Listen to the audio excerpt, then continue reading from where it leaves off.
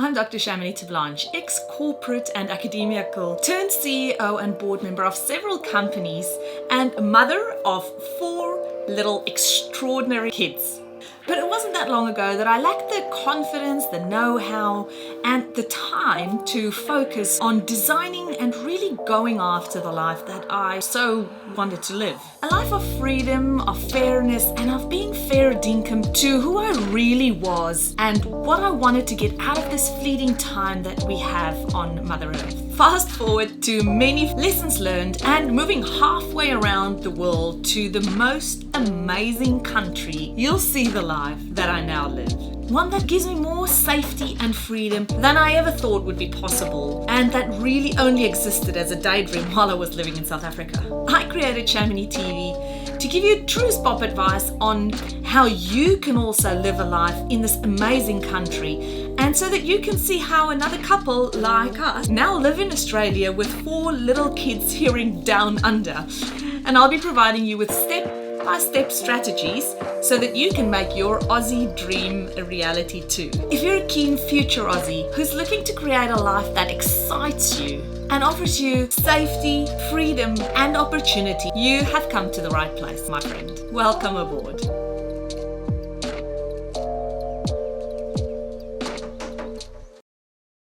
Hi Jen, thanks so much for joining us today. It's really fabulous to see your smiling face on the other side of the camera.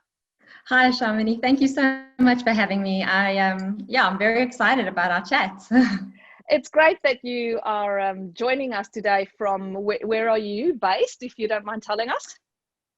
So we are living currently in Mandurah in Western Australia, and it's beautiful. It's about an hour outside of Perth, and we love it. It's we think it's very similar to Cape Town, but we just got a lot of water around us. We love the canals. It's absolutely beautiful here.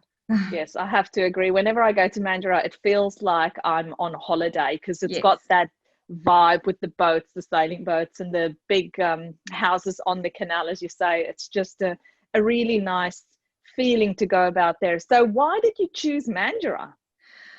I don't know. It's one of those unanswered questions. My husband was looking for a place that he thought his sister had spoken about, and he looked it up on the internet and he saw Dawesville, which is it's about 15 minutes drive from where we live now.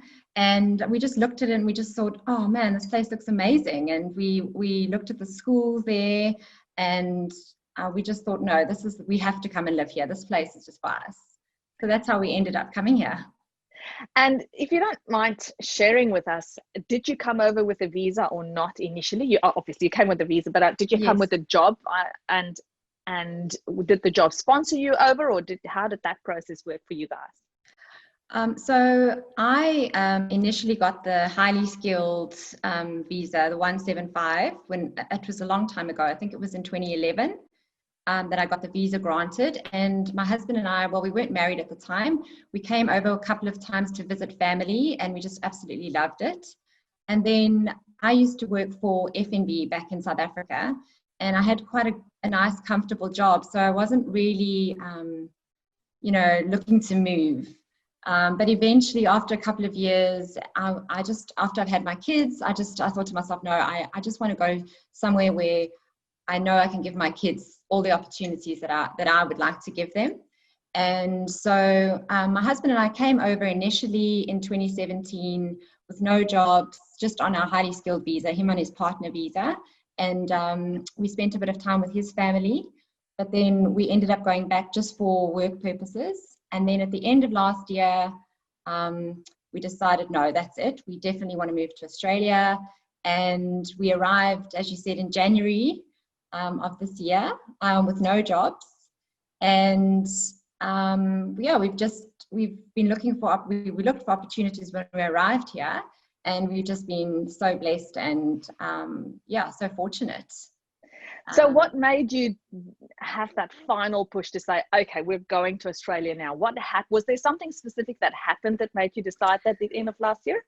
I don't think it was something specific that happened negatively in South Africa. It was more the pull of what we knew Australia would be like So we do enjoy traveling, and unfortunately I'm on a South African passport, which makes it a little bit more difficult for me.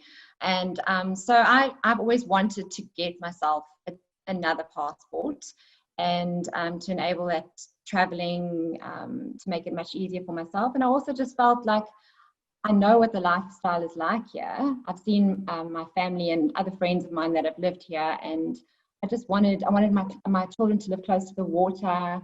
I just wanted other opportunities for them, and I just felt that it was the right time. I sort of in my head, I'd come to the realization that it was the right time for us, and that's how we managed.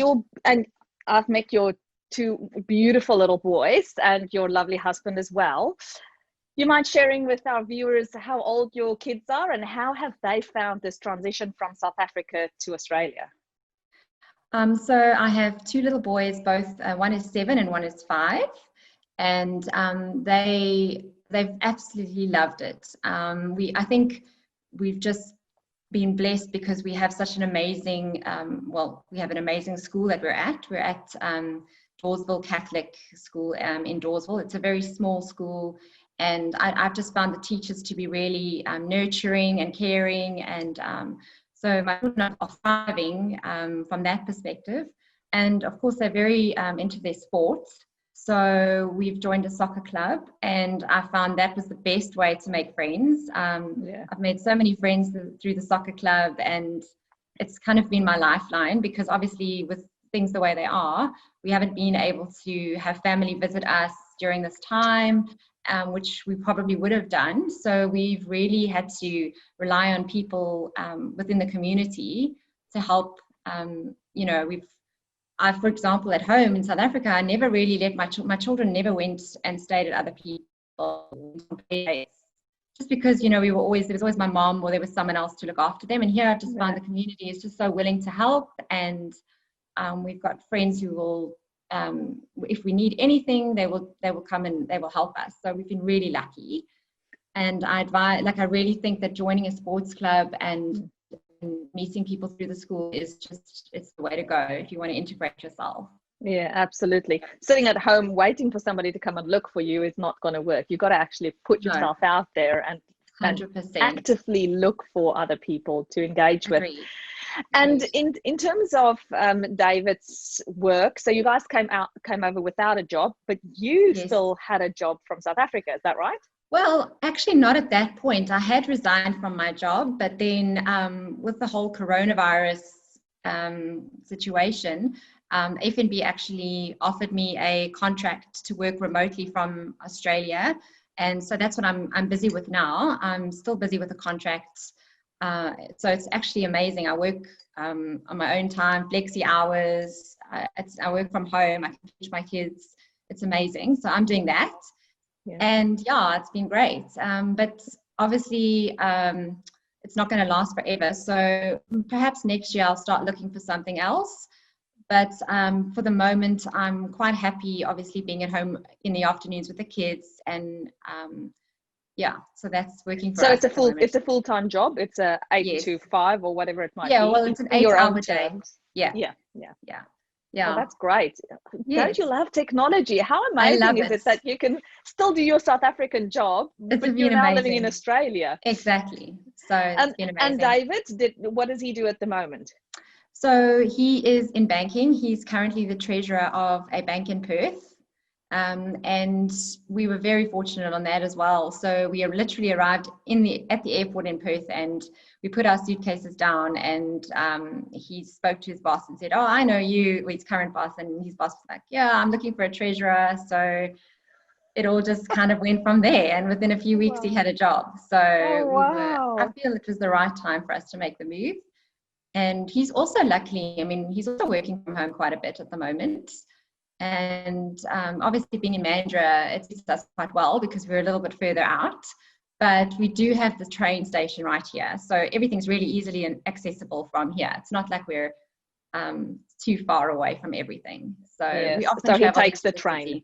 Yes, he does. It's very efficient. It's amazing. Yeah. Yes, I do love public transport as well. It gives It's me that amazing. opportunity to read another page in the book, or I love knitting, or to knit a little bit more. Fantastic. It's amazing. Whereas if you're driving, you've got to concentrate all the time on the traffic. Exactly. And the train goes quicker than when you're in the traffic. It does.